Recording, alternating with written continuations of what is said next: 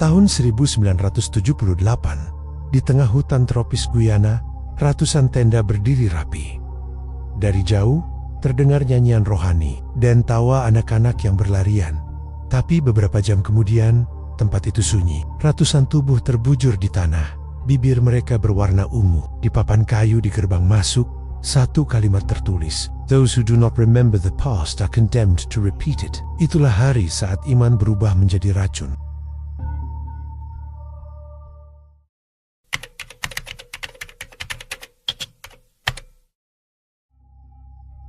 Semuanya bermula di Crete, Indiana, Amerika Serikat, tahun ke-1931.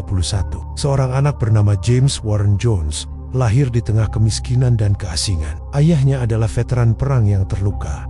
Ibunya bekerja keras demi bertahan hidup. Namun sejak kecil, Jim Jones bukanlah anak biasa. Ia haus akan perhatian dan kekuasaan. Anak-anak lain bermain bola. Jim kecil malah berkhotbah kepada burung-burung mati. Ia membuat kebaktian kecil di halaman rumahnya dan mengundang teman-temannya untuk duduk, mendengar, dan tunduk. Ia berbicara tentang surga, tentang keselamatan, tentang keajaiban, tapi nada suaranya dingin, matanya tajam, seolah menyimpan sesuatu yang lebih gelap dari sekadar iman. Saat tumbuh dewasa, Jim Jones mempelajari Alkitab dengan sangat fanatik, tapi di waktu yang sama, ia juga membaca Karl Marx. Disinilah kontradiksi itu lahir. Agama dan ideologi kiri berpadu di dalam pikirannya. Ia percaya bahwa keadilan sosial bisa dicapai lewat kasih Tuhan, namun juga lewat kekuatan mutlak seorang pemimpin tunggal. Dan dari keyakinan itu, ia mulai membangun sesuatu yang kelak akan dikenal dunia sebagai The People's Temple. Tahun 1950, Jim Jones mendirikan gerejanya sendiri di Indianapolis. Ia membuka pintu bagi orang kulit hitam dan kulit putih, sesuatu yang saat itu masih tabu di Amerika yang rasis. Masyarakat melihat Jones sebagai sosok revolusioner dan penuh kasih. Ia berkhotbah tentang kesetaraan, berbicara lantang melawan diskriminasi, dan mengutip ayat suci dengan penuh api. Tak butuh waktu lama, ribuan orang bergabung dengannya. People's Temple menjadi semacam oase spiritual di tengah kekacauan sosial. Tapi di balik semua itu, Jones mulai menanamkan doktrin total kepatuhan. Ia mengajarkan bahwa dirinya adalah perwujudan Tuhan di bumi, dan barang siapa meninggalkannya, berarti meninggalkan keselamatan. "Jika kalian meninggalkan aku," katanya suatu malam di altar, "kalian tidak akan menemukan surga, karena surga hanya ada di sini, bersamaku." Dan mereka percaya.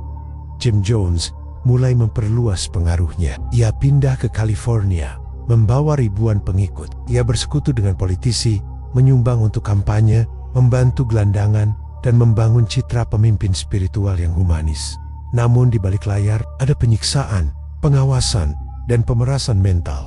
Anak-anak dipisahkan dari orang tua mereka. Pasangan dipaksa berpisah jika dianggap tidak cocok menurut Jones. Setiap hari, para pengikut menulis laporan tentang satu sama lain. Jim Jones menjadi Tuhan, bukan hanya di altar, tapi di kepala setiap pengikutnya.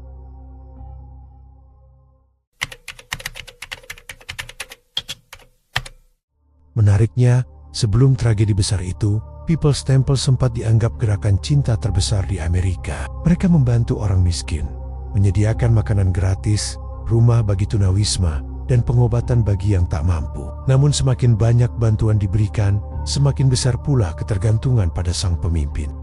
Jones menanamkan ide bahwa dunia luar penuh kejahatan, bahwa pemerintah ingin menghancurkan mereka, dan hanya dengan bergabung di bawah kepemimpinannya, mereka akan selamat. Konflik mulai meledak ketika media Amerika menginvestigasi gerejanya. Artikel demi artikel mengungkap kekerasan fisik terhadap anggota, pelecehan seksual, pencucian uang, dan pemaksaan psikologis. Jones marah mendengar itu.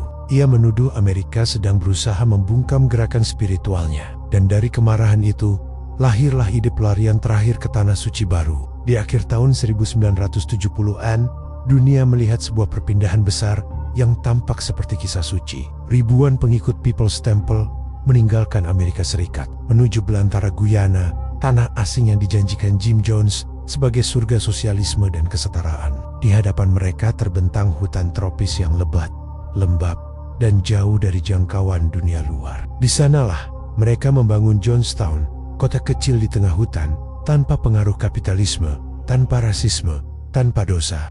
Bagi para pengikut, ini adalah eksodus modern, seperti kisah Musa membawa umatnya keluar dari Mesir. Namun, di balik nyanyian dan tawa anak-anak, ada bisikan ketakutan. Mereka diawasi, dikontrol, bahkan surat yang dikirim keluar harus melewati tangan pengawas setia Jones. Surga itu ternyata memiliki pagar yang tak kasat mata.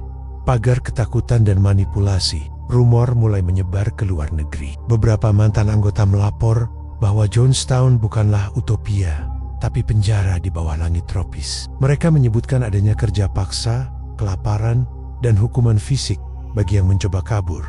Namun setiap kali wartawan bertanya, Jones menjawab dengan senyum karismatik. Kami bukan sekte, kami adalah keluarga, kami hidup dalam cinta, dan dunia tidak akan mengerti cinta sebesar ini. Tapi dunia mulai mencurigai. Kedutaan Amerika menerima surat-surat permohonan untuk diselamatkan. Sementara di Jonestown, keimanan mulai bergeser menjadi ketakutan. Surga itu masih tampak indah, tapi mulai berbau busuk.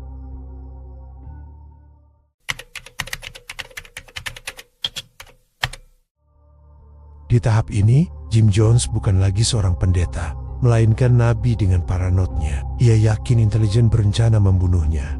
Ia berkata, mereka akan datang untuk kita. Mereka ingin menghancurkan cinta kita, maka kita harus mati sebelum dijajah. Pidato-pidatonya berubah dari kasih menjadi ancaman. Ia menanamkan satu ide di kepala ribuan orang. Kematian adalah pembebasan. Dia menyebutnya revolutionary suicide. Bunuh diri adalah revolusioner, bukan tindakan putus asa, katanya, tapi bentuk protes terhadap dunia yang kejam.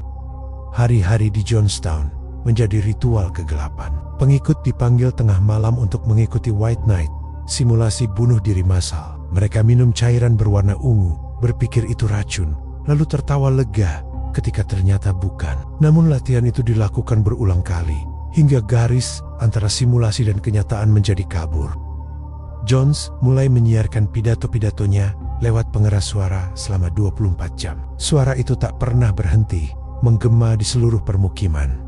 Dunia luar adalah neraka. Di sini kita diselamatkan, dan jika mereka datang, kita tahu apa yang harus dilakukan. Ketika Leo Ryan, anggota Kongres Amerika, datang untuk menyelidiki, Jones melihatnya sebagai tanda akhir. Kedatangannya menyalakan percikan kegilaan terakhir. Paranoia berubah menjadi peluru, dan peluru berubah menjadi racun. Dalam hitungan jam, surga di hutan berubah menjadi kuburan. Lebih dari 900 jiwa, termasuk anak-anak, terbaring diam dengan mulut berwarna ungu. Di tengah semua itu, suara Jim Jones tetap terdengar dalam rekaman terakhirnya. Kematian bukanlah akhir.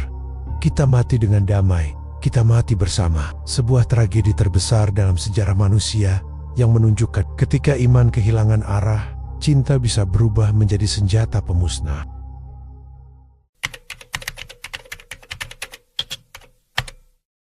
Hari itu datang tanpa tanda. Kongres Amerika mengirim anggota parlemen Leo Ryan untuk memeriksa kondisi Jonestown setelah menerima laporan adanya penyekapan. Awalnya, kedatangan Ryan disambut dengan ramah. Ia berbicara dengan warga, makan bersama, bahkan menyaksikan paduan suara yang memuji Jones. Namun di balik senyum itu, beberapa anggota mendekati Ryan secara diam-diam, memohon untuk dibawa pulang. Mengetahui hal itu, Jones murka.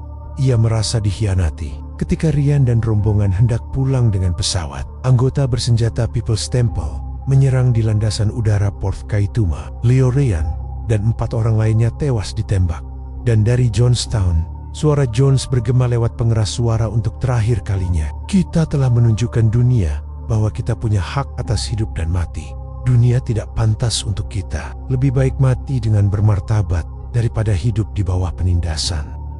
Beberapa anggota menyiapkan minuman beracun, campuran dari sianida, obat penenang, dan jus anggur rasa anggur Flavor Aid, satu persatu. Orang tua meminum racun itu dan memberikannya kepada anak-anak mereka. Tangisan berubah jadi bisikan doa. Dalam hitungan jam, 918 orang tewas. 304 diantaranya adalah anak-anak. Dan di tengah tumpukan jasad, Jim Jones ditemukan tewas, bukan karena racun, tapi tembakan di kepala. Entah bunuh diri atau dibunuh seseorang di sisinya, tak ada yang tahu pasti. Berita itu mengguncang dunia. Helikopter militer Amerika tiba di lokasi beberapa hari kemudian. Yang mereka lihat hanyalah hamparan mayat, berseragam, berbaris rapi di tengah tanah berlumpur. Seolah mereka masih menunggu komando dari sang pemimpin. Jonestown bukan sekadar tragedi keagamaan. Ia adalah cermin kelam tentang ketundukan manusia terhadap kekuasaan spiritual. Tentang bagaimana cinta, iman, dan harapan bisa berubah menjadi senjata yang mematikan ketika diserahkan pada orang yang salah.